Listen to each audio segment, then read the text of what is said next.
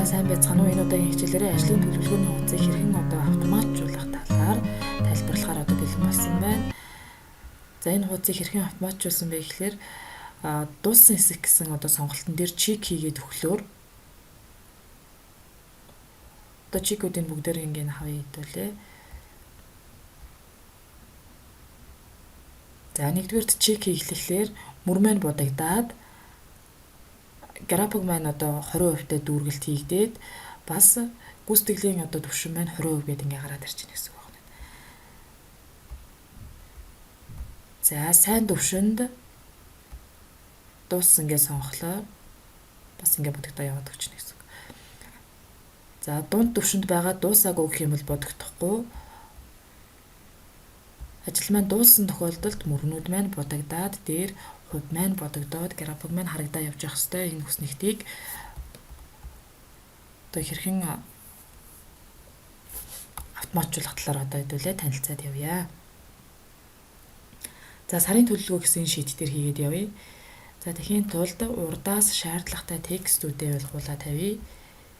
Тэр нь бидний цагийг хэмнэж өгнө.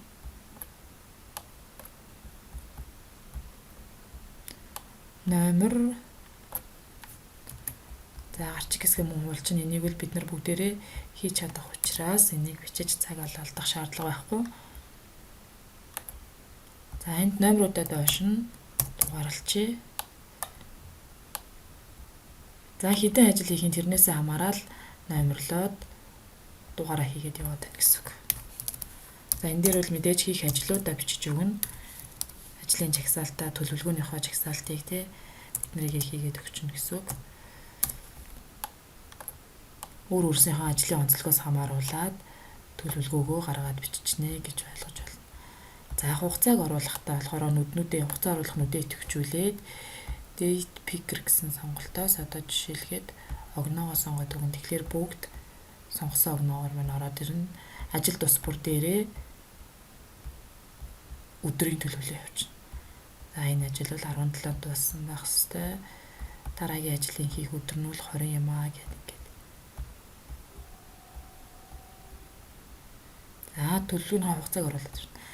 Гүйцэтгэлийн түвшин дээр 3 түвшин зааж өгсөн байгаа. Сайн, дунд, муу гэсэн 3 түвшин. За гүйцэтгэлийн түвшин хийхдээ бид нэр data validation буюу нүдний өгөгдлийн өгөгдөлд хязгаарлалт тавих гэсэн энэ командыг ашиглаад түвшингээ оруулж ирнэ. За нөхцлүүдэд тусад нь нүдэнд бичиж өгдөг байгаа. Эсвэл өөр шийт дээр ч юм уу бичээд өгнө. Тэгснээрээ бид нар илүү хялбар болно гэсэн үг. За түвшин оруулах нүдээ сонгоод data руу data validation гэж орж ирнэ. За нэгдэх цонхны allow гэсэн хэсгээс нь төрлөө сонгож өгнө. Энд бол жагсаалт хийж байгаа учраас list гэсэн төрлийг сонгоод өгч. За ингээд окей дарлаа. Биш. Нөгөө жагсаалтаа зааж өгнө энэс өмнө. Сайн, дунд, муу гэсэн 3 сонголтоо сонгож өгөөд окей дарна. За ингээр лист маань энд ороод ирнэ. Ороод ирснийхэн дараагаар доош нь нүднүүдөө хуулаад өгч.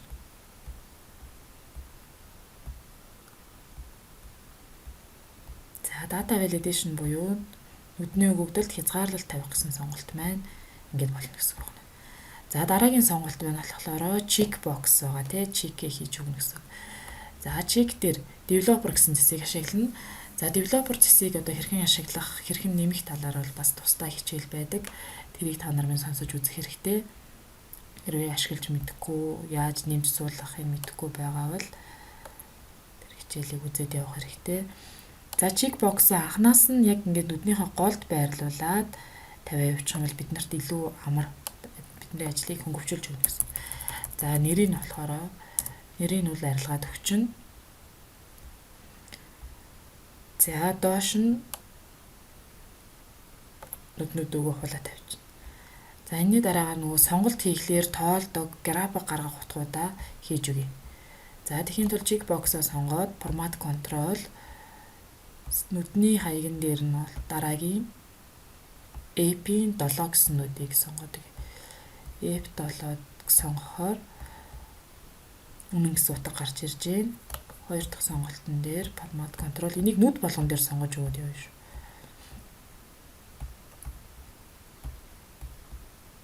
Окей.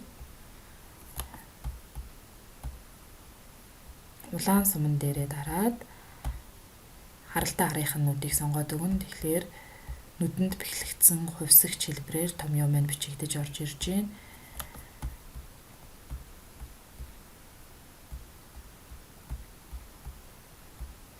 За ингэж нөгөө үнэн утгуудыг гаргаж ирснээр бид нар дараа нь графика хийхэд өгөгдлөө тоолоход нөгөө нөхцлүүдээ гаргаж ирэхийн тулд энэ холбоосыг хийж өгч ийн гэдээ ойлгочих болно.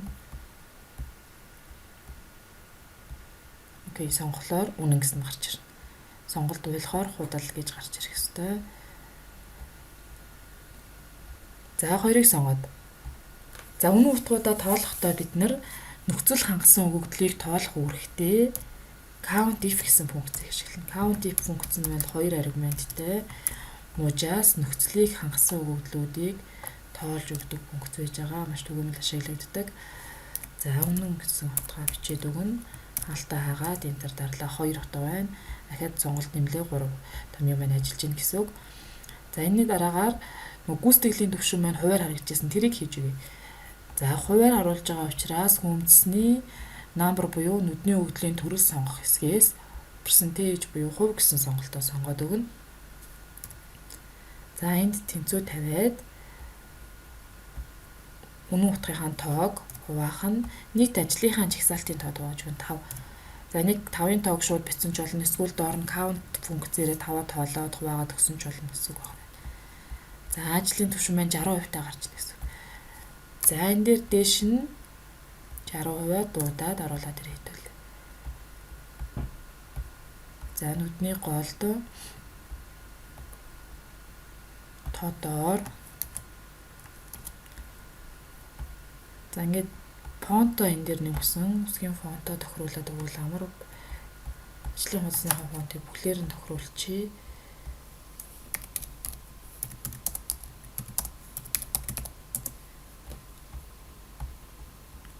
За ингийн хувь маань ороод ирсэн. Энэний дараагаар хэдүүлээ графика хийж өгнө. Графика хийхдээ график сонгох одоо гаргах өгөгдөл буюу 60% гэсэн нүдээ сонгоод insert гэсний chart хэсгээс за bar гэсэн төрлөөсөн сонголтоо хийдэг.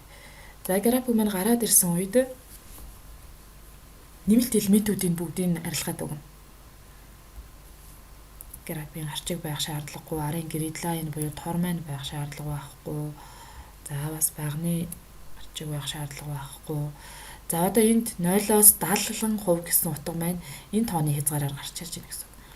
Тэгэхээр хэдүүл бид нар болохоор ажлын хувь маань 100% хүртэл явах учраас энийг 0-оос 100% гэдгийг зааж өгнө.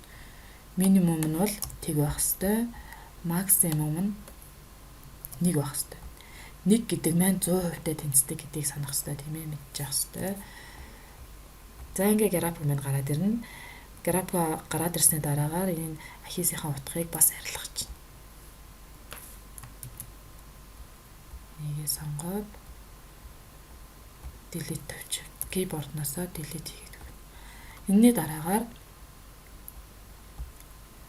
цэнгэр багна маань графикийн ерөнхий нөгөө хайрцаг буюу хүрээндээ нарийн байгаа.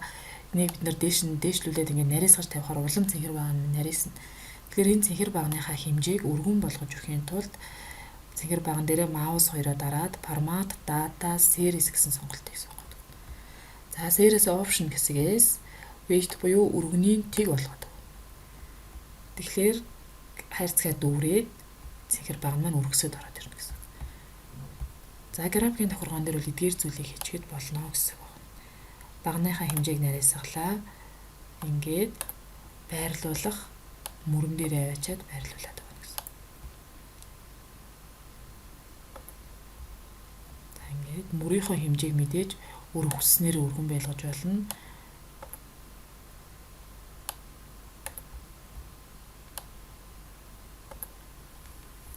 За одоо бид нарын график ажиллаж явах хэрэгтэй. Тавуулангийн сонгоход 100% байх хэрэгтэй байна. За гүйцэтгэлийн төвшин дууссан хэсэг гэсэн хоёр сонголт сонгогдсон үед нүдэнд маань мөр маань будагдчих хэвээр.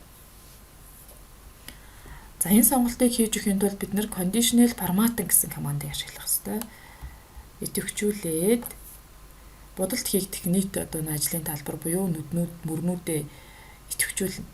Үүний дараагаар conditional formatting-аас manage rules гэсэн сонголтыг сонгоод new rule за томьёо ашиглан одоо нөхцөлд хэмжүүлэлт хийх гэсэн сонголтын дээр сонгож өгөөд энд томьёо авчиж өгнө, пункт авчиж өгнө. За F7 дээр бидний үнэн гэсэн утга маань байгаа. Учираас F7 үнэн утга авсан тохиолдолд утга авсан үед гүйцэтгэлийн төвшин маань D гэсэн байгаа учраас D 7 хоосон биш үед бодож өгнө гэсэн үгнүүд. Формат дээр дараад fill. За fill гэдэг маань нүдний мөрийг бодож өгөх сонголт. Эндээс өөрийнхөө хүссэн өнгийг л сонгож чинь дуртай өнгөө. Ямар өнгийг сонгох вэ гэдгийг сонгож өгөөд окей дарлаа. Ахаад окей. За энд болохоор бидний зохиосон дүрм ороод ирсэн гэсэн үг. Өгөгдөл байгаа хэсэг нь шараар бодогдно гэдэг эндээс apply дарахлаар сонголтууд маань давхцсан хэсэг нь бодогдчих хэвээр. Окей. За энэ идэвхтэй байгаа дээр нь хүрээ хийгээд өгч болно. Хүрээ хийхгүйсэн ч болно гэсэн үг.